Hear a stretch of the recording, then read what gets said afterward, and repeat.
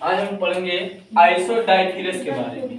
आइसोडाइफिरस जो होता है, इसमें आप एक चीज ध्यान दीजिएगा कि इसके अंदर कुछ ऐसे तत्व आते हैं, जैसे मान लीजिए हमने कोई दो तत्व लिया।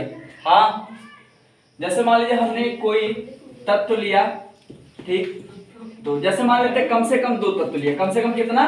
दो तत्व लिए। तो मान लीजिए हम एक यूरेनियम ले लिए और एक थोरियम, ठीक। इनमें जो है, अगर हम न्यूट्रॉन और प्रोटॉन, क्या न्यूट्रॉन और प्रोटॉन के बीच अंतर निकालेंगे तो वो क्या आएगा? समान आएगा। बस सुने, आइसोडाइफिरस में क्या होगा कि दो तत्व लेंगे कम से कम, और उनमें हमको क्या दिखेगा कि न्यूट्रॉन और प्रोटॉन, न्यूट्रॉन और प्रोटॉन के बीच जो अंतर आएगा वो क्या होगा? आपस में समान होगा। जैसे मान लीजिए एग्जांपल के तौर पर हम देखते हैं, इसका कितना है? 92,235 है। तो एक चीज बताइए, किसी ये यूरेनियम 92,235 मान लीजिए लिखा है 92,235। अब इसमें जो परमाणु क्रमांक है वो किसके आधार पर होता है? तो तत्व का परमाणु क्रमांक किसके आधार पर होता है? इलेक्ट्रॉन, प्रोटॉन, न्यूट्रॉन किसके आधार पर? प्रोटॉनों की संख्या के आधार पर किसी भी तत्व का परमाणु क्रमांक होता है, ठीक है ना यार? 20 बार चिल्लाते हैं डेली तब नहीं समझ आता है। किसी भी तत्व का परमाणु क्रमांक उसमें उपस्थित प्रोटॉनों की संख्या के आधार पर होता है। मतलब जितना प्रोटॉन पाया जाएगा उतने उस तत्व का क्या होगा? परमाणु क्रमांक होगा, ठीक है ना? और परमाणु क्रमांक नीचे लिखा जाता है, ऊपर नीचे, और परमाणु भार ऊपर, ठीक। तो फिर बात करते हैं, परमाणु भार जो होता है ये स्पेशली बना होता है P प्लस N से, मतलब प्रोटॉन और न्यूट्रॉन से, ठीक। तो अगर मान लीजिए हमको जो है इसमें से न्यूट्रॉन का संख्या निकालना है, तो परमाणु भार में से प्रोटॉन घटा देंगे तो हमारा पता नहीं चलेगा। तो हम कह सकते हैं परमाणु भार बराबर क्या होता है? परमाणु भार बराबर होता है प्रोटॉन प्लस न्यूट्रॉन। और परमाणु भार दिया कितना? 235। 235 बराबर पी का मान कितना है? 92 प्लस n। अब हम इसको क्या लिख सकते हैं? 92 प्लस n बराबर 235। तो n बराबर क्या हो जाएगा? 235 माइनस 92 कितना आएगा? 5 में से 2 गए 3, 13 में से 9 गए 4, ये कितना आ गया? 143। न्यूट्रॉन की संख्या कितनी आ गई? 143, ठीक है ना? बात समझ? अब मान लीजिए न्यूट्रॉन की संख्या आ गई 143, ये हो गया न्यूट्रॉन। लेकिन हमको निकालना क्या है? n minus neutron minus proton. Neutron कितना आ गया? 143, प्रोटॉन कितना है? 92। तो n माइनस p ये हो जाएगा, n का मान 143, 92, ये क्या हो जाएगा? 3 में से 2 गए 1, और 14 में से 9 गए 5, ये तो हो गया 51। किसका आ गया? ये यूरेनियम का आ गया। अभी हमको निकालना है किसका? थोरियम का, है ना? थोरियम का निकालेंगे, देखिए क्या होगा। इसमें भी वही सिस्टम होगा, P प्लस परमाणु भार बराबर P प्लस n, है ना? अब परमाणु भार इसका कितना है? 231। और प्रोटॉन की संख्या, परमाणु क्रमांक किसके बराबर होता है? प्रोटॉनों की संख्या के बराबर होता है। तो 90 प्लस n, फिर हम इसको क्या लिख सकते हैं? 90 प्लस n बराबर, 90 प्लस n बराबर किसके? 231 के। n बराबर क्या हो जाएगा? 231 माइनस 90, ठीक ना? फिर घटा देंगे, कितना आ जाएगा? ये 1 आ जाएगा, और ये 13 में से 9 गए 4, ये होगा ना? हाँ यार, 4 1 तो 41, ठीक है ना? ये 1 आ गया 141। तो न्यूट्रॉन की संख्या कितनी आ गई? 141। फिर हमको निकालना क्या है? n minus p। बेसिक चीज हमारा क्या है? n माइनस p, ठीक है ना? तो n माइनस p बराबर क्या हो जाएगा?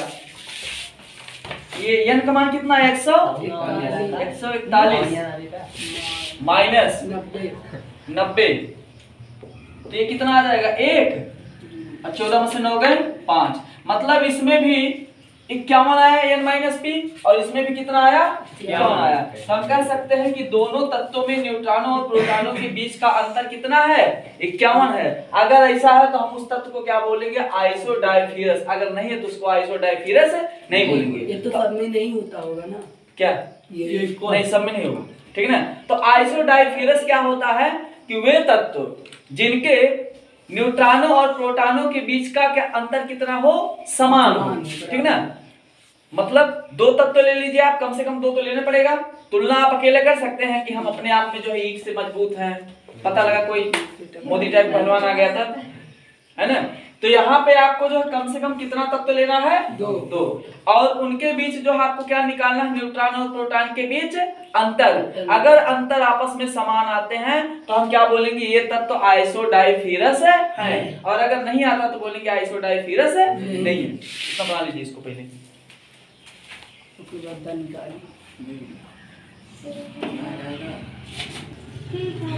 तो आइसोडाइफिरस क्या होता है, हाँ साथ रही। तो इसकी परिभाषा क्या बनेगी, वे तत्व जिनके न्यूट्रॉनों और प्रोटॉनों के बीच अंतर क्या हो आपस में समान हो, है ना, आपस में समान हो, उसे हम क्या कहेंगे आइसोडाइफिरस। तो इसका अगर आपको मतलब समझना है तो आप लोग जान सकते हैं कि जैसे मान लेते हैं कोई तत्व A है और कोई तत्व क्या है B है, इसमें जो है न्यूट्रॉन में से प्रोटॉन घटा दीजिएगा और इसमें भी न्यूट्रॉन में से प्रोटॉन आप घटाइएगा, ठीक ना। तो दोनों का जो आंसर आएगा एक ही आएगा, वो क्या होगा एक होगा आपस में। इसी को हम क्या बोलते हैं आइसोडाइफिरस। बात समझ आई, कोई दिक्कत। ये हो गई इसकी परिभाषा कि वे तत्व जिनमें न्यूट्रॉनों और प्रोटॉनों के बीच का अंतर आपस में समान हो। अब तुलना करने के लिए कम से कम आपके पास कितना तत्व होना चाहिए 2 से कम नहीं होगा। अकेले तुलना करेंगे आई एम ग्रेट, कहाँ ग्रेट किस एंगल से, अकेले ठीक है ना। तो यहाँ पे जो है परिभाषा लिखिएगा, लिखिए वे तत्व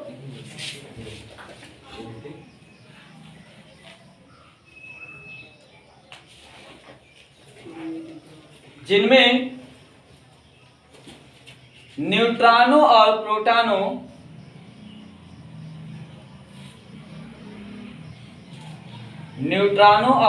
प्रोटॉनों के बीच का अंतर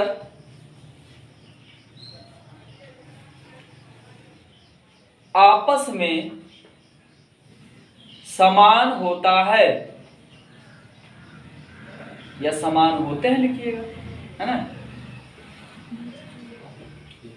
आइसोडाइफिरस कहलाते हैं, मतलब उन तत्वों को बोलेंगे आइसोडाइफिरस, है ना। आइसोडाइफिरस कहलाते हैं। तो एग्जांपल में अभी आपने देखा कि यूरेनियम 92-235 और थोरियम 90-241 31 कितना था 31 था ना। तो यूरेनियम 92-235 अरे दूसरा बताइए और थोरियम 90-231, ठीक। इनमें जो है अंतर हमारा कितने का आ रहा था 51 का। इसमें भी n-p बराबर आ रहा था 51 और इसमें भी n-p बराबर क्या आ रहा था 51। ये दोनों में आपस में समान हुआ कि नहीं हुआ ना। तो ये हमारा क्या हो गया आइसोडाइफिरस, ठीक है ना, कोई दिक्कत।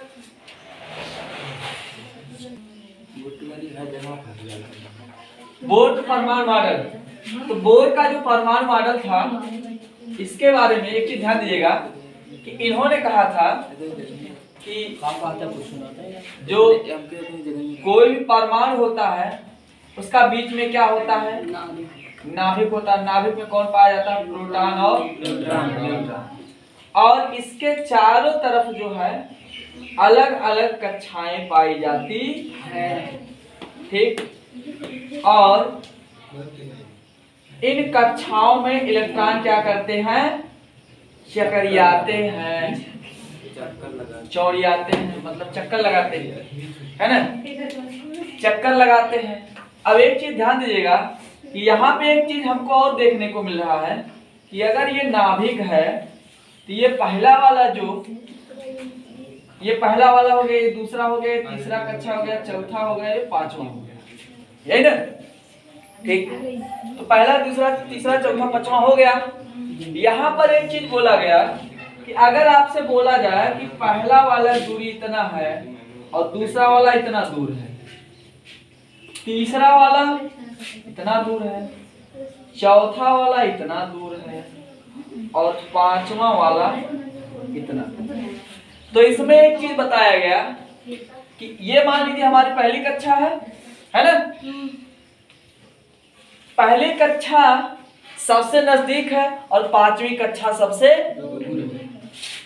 तो इसमें कहा गया कि जो कक्षा जितने दूर होगी उसके ऊर्जा क्या होगी? उतने अधिक होगी। और जो कक्षा जितने नाभिक के पास होगी उसकी ऊर्जा क्या होगी? उतने कम, ठीक ना, बस नहीं। और कहा गया कि अलग अलग कक्षाओं में जो इलेक्ट्रॉन होते हैं वो चक्कर लगातार लगाते रहते हैं और ऐसी स्थिति में ना तो उनके ऊर्जा में कमी होती है ना तो वृद्धि होती है, और सभी कक्षाओं में इलेक्ट्रॉन अपने स्वतंत्र रूप से गतिशील होते हैं। यही जो है बोर का परमाणु मानक, ठीक है ना, बात समझे। तो इनका क्या क्या नियम था कि मतलब इलेक्ट्रॉन जो होते हैं वो कैसे गति करते हैं? तो इलेक्ट्रॉन अलग अलग कक्षाओं में होते हैं और हर कक्षा एक दूसरे से अलग होती है कि आपस में जुड़ी होती है? अलग होती है। इलेक्ट्रॉन अलग अलग कक्षाओं में गति करते हैं, यही ना।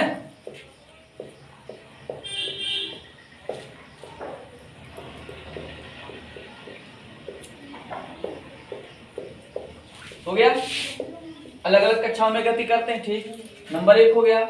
नंबर 2,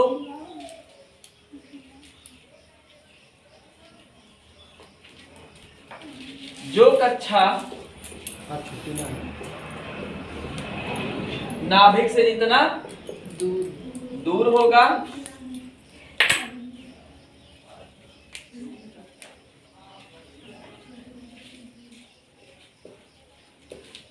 नाभिक से जितना दूर होगा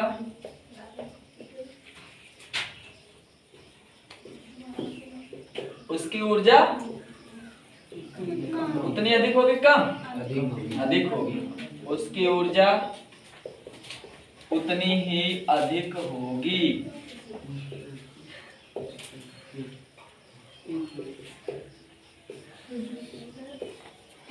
है ना।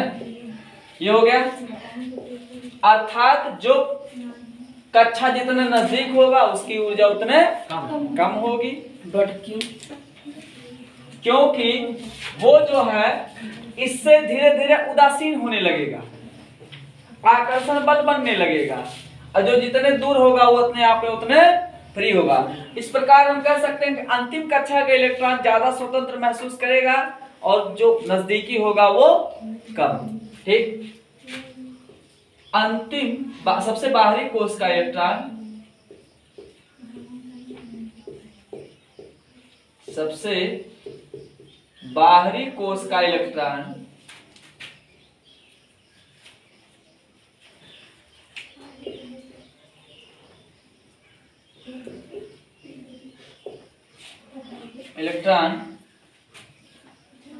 सबसे अधिक स्वतंत्र होता है, क्योंकि यहां से यहां आकर्षण बल बहुत तेजी से काम करेगा कि नहीं काम करेगा। अरे यार ये बताइए, जैसे मान लीजिए आपसे बोला जाए कि कोई एक चुंबक है ना, उसके अगल बगल कोई लोहा टुकड़ा रखा जाए और कोई लोहा टुकड़ा 5 मीटर दूर रखा जाए, तो कौन वाला ज्यादा खींचेगा? जो अगल बगल वाला ना। तो जो अगल बगल वाला कक्षा है वो ज्यादा खींचेगा इसके पास, क्योंकि प्रोटॉन पे प्लस पाया जाता है, इलेक्ट्रॉन पे माइनस।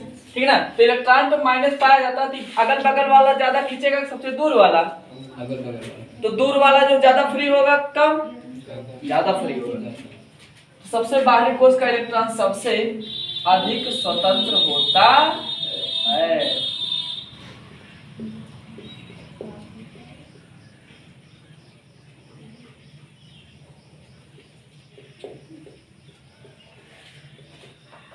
ठीक है,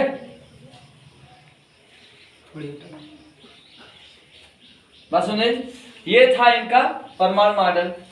अब इसमें जो है एक नियम और आता है कि सभी कक्षाओं में जो इलेक्ट्रॉन होते हैं वो 2n स्क्वायर के रूप में होते हैं। किस रूप में होते हैं? 2n स्क्वायर के रूप में।